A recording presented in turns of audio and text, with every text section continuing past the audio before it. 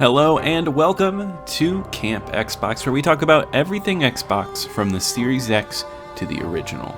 And today we are talking about Alice Madness Returns, released in 2011 for the PS3, PC, and Xbox 360. It is currently backwards compatible with the Xbox Series X and is available through EA Play, which you get through Game Pass. So, you know what? I gave it a shot after years of wanting to play this game, and I captured all my footage off of the Series X today.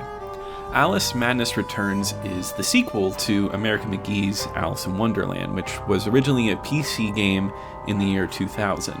It made a really solid splash with the cult crowd. It was kind of a cult hit, and it sold fairly well. Enough so to finally get a return to the series over 10 years later with this entry. It was much anticipated, and coming from the mind of American McGee, who was a designer on the original Doom, you knew you were going to get something unique.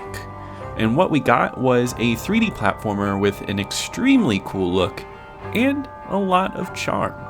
Graphically, I think is where this game stands out the most. The style on this game is a huge standout.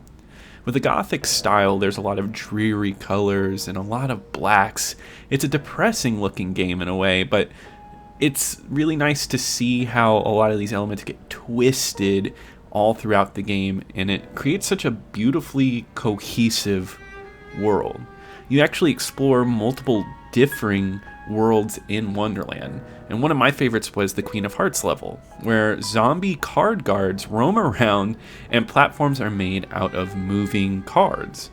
It's fun to explore, and not only this level, but each level takes around 3 hours to beat, so you get a good amount of time with each one, but not so long that you get tired of each of the world's elements. Just looking around at all of the areas, all the things that they tried, it's a neat experience, and I think just for the look alone, this game stands out amongst its peers in the Xbox 360 generation. Another thing that I really loved in this game was the music. It really adds to the tone and overall world-building experience. It's really nice symphonic stuff, but has like this nice edge to it to make you just a little squeamish while listening to it. All of which works well with this darker take on Alice's story.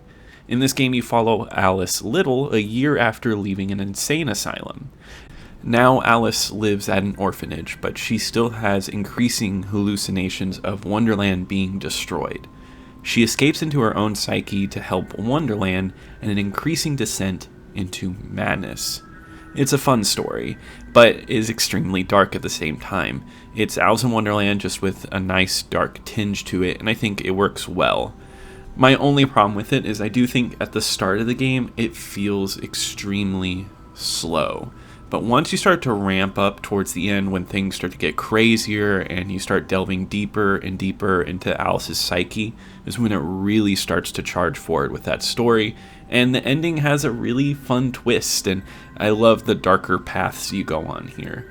I think mix this with the music and the graphics, just the style of everything is so cohesive that it's awesome to see that get thrown into this game.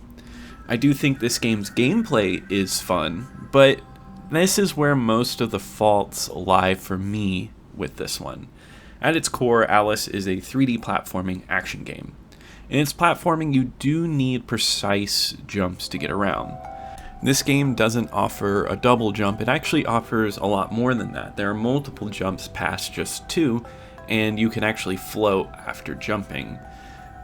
The only problem is that sometimes these jumps have to be at a very specific height in order for you to reach the next platform. There is very little room for error in its jumping, and I found that to be quite frustrating at points. I feel like that's something that could have been tweaked to make a little bit better.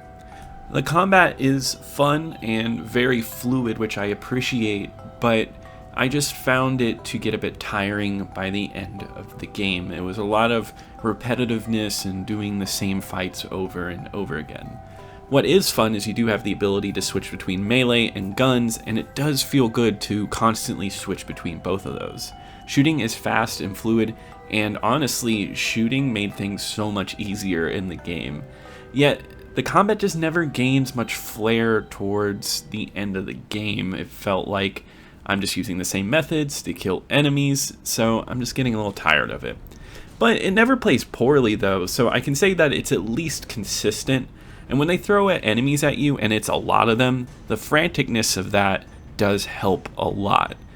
That being said though, the combat is solid. It's not horrible by any means, and it honestly carries you through this world, the style, the feeling of this game, and I think that's the highest point of this game. The style is great here, and I think it's worth it just to play and explore the world. It's available on Game Pass, so if you have Game Pass right now, definitely give it a download if you've always wanted to. It's a really interesting piece of video game history, and I would love to see a third one happen.